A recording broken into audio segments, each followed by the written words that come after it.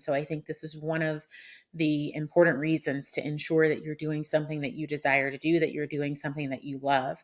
So the first thing that I really encourage you to do is to be confident in doing something that you love, something that you desire to do. If there's anyone who feels like you need to pivot and you need to make a change, then the fact that you're feeling that way is indicative that you do need to pivot and that you do need to make a change.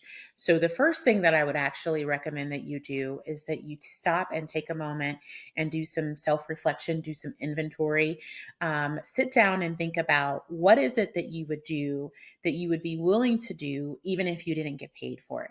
And I think when you start with that, it helps you to identify what it is that you truly love. And so think about those things. What could you truly do that even if you didn't get paid for it, you would have joy doing? What are some of the things that you really care about, some causes and some initiatives that you really believe are important? And I think when you write that list, the next list that you want to write is your skills. Write down the skills that you have, your top three skills.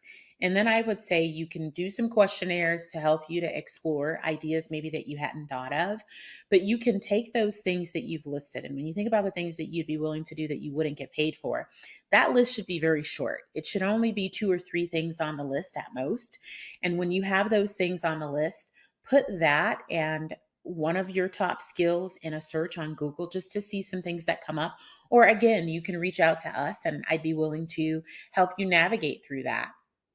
And so then you can find a list of, viable businesses or viable careers that align with what you love, with what you'd be willing to do, even if you didn't get paid for it, that will align